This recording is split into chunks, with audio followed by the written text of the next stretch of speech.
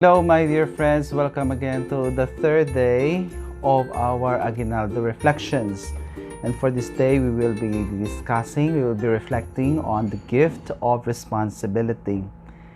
In this Gospel of Matthew, we will hear about the annunciation to Joseph. It is the annunciation of the birth of Jesus, of the good news of the coming of the Messiah, as narrated by the angel to Joseph. Most often we associate the word annunciation to Mary, but we can also apply that, the word annunciation, to Joseph, and many scholars would do that also, that it is a parallel annunciation to in the Gospels of Matthew and Luke. Now, in the story, Joseph heard, he got the information that Mary was already pregnant, and he knew that the child is not his, and so his plan is to divorce Mary silently, because of course, knowing that she is already pregnant, and Joseph is not responsible for that, he might have lost his confidence and trust in Mary. And so, one night, as we all know the story, the angel in the dream of Joseph appeared to him, telling him a message from the Lord that the son, the child to be born of Mary, is not of any man, but of the Holy Spirit. And because of that, Joseph did not pursue his plan to divorce Mary, and he became the foster father of Jesus and the husband of Mary, a protector of the young Jesus and of Mary, the mother of Jesus. Now, my dear friends, in ancient culture, shame or hiya, unfortunately, we cannot really make the parallelism in the Philippines and in ancient history of Israel. Pero in a way, we can say that shame, although it's a little bit difficult to really define it, is a value, a societal value during the time of Jesus, during the time of Mary in the first century AD Israel. And therefore, we can say that this hiya or this shame moved Joseph to silently divorce Mary, because he doesn't want the reputation of Mary to be destroyed. At the same time, his own reputation, because reputation is very important. Now, unfortunately, in our modern world, hiya or shame has become somewhat alien, an alien concept to many of us, because pakapalan na ng mukha, in other words. There's no more shame in some areas, and while there is no more shame in terms of palabra de honor and delicadeza, there is too much shaming. And I think there's a difference between shame and shaming. There is too much shaming happening in our world today. With the access to the internet and the social media, you can just easily destroy reputation. And unfortunately, there are some philosophies that tends to highlight the distorted view of justice. Like, for example, the slogan "victim first," no, that is really a very distorted, liberal, leftist ideologies from the States. That a person who claims that he or she is a victim is immediately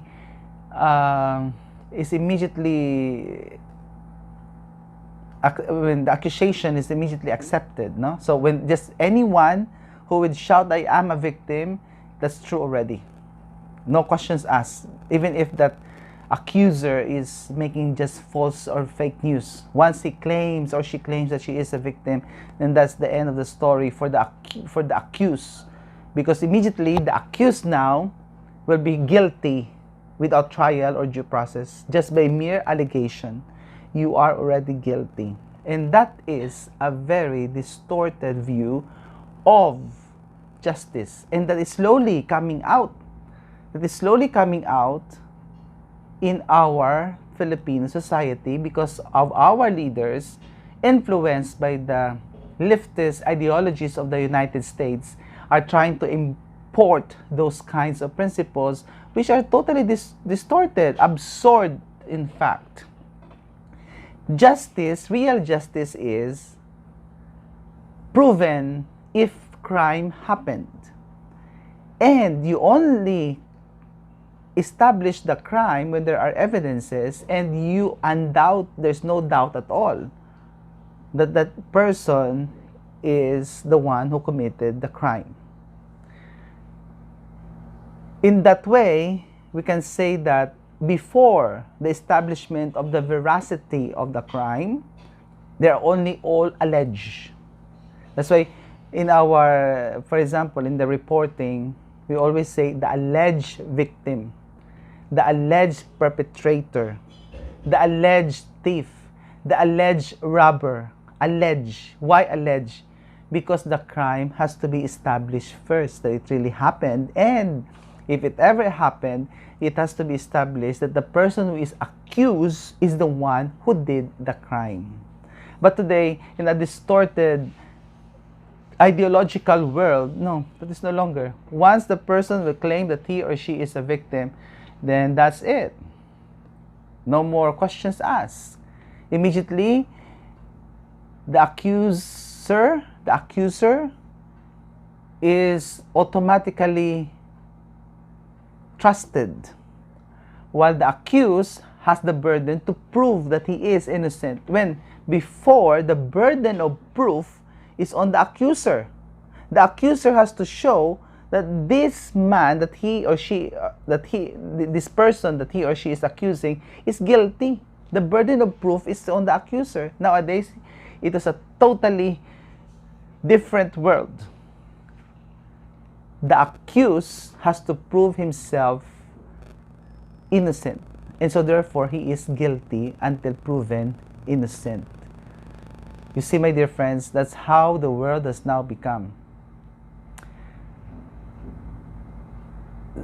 It's so easy now to destroy someone else's name. And unfortunately, the accuser, if ever the crime was proven to be false, they would just go away without any responsibility. They would just go and claim, well, I felt that way, and so that's it. No? Parang they have no consequence, no? Nothing at all. And this is a distortion. This is really a distortion that is happening in our society, and we need to be safeguarded against it. We need to push back against such thinking of the victim is immediately correct. No, the victim has to prove that the crime happened and that the person that he or she is accusing did that. And that's why, in a way, we find the justice being restored to Mary by God, to prove to Joseph that Mary is innocent, that whatever Joseph is thinking is false. And what is good here is both of them, Mary and Joseph, are righteous persons. He did not shame Mary. But today, no, it's really a different story. People would often shame others. They would often accuse others, destroy their reputations, and then for them to just walk free as if bahala ka dyan, no? And I hope our society becomes a more responsible society in terms of our speech, in terms of our dealing with one another. So hopefully the gift of responsibility will be given to us in the sense that we are responsible in our acts, we are responsible in our actions, and in our words. So thank you. I'll see you again for the day 4 of our Aguinaldo Reflections. Thank you.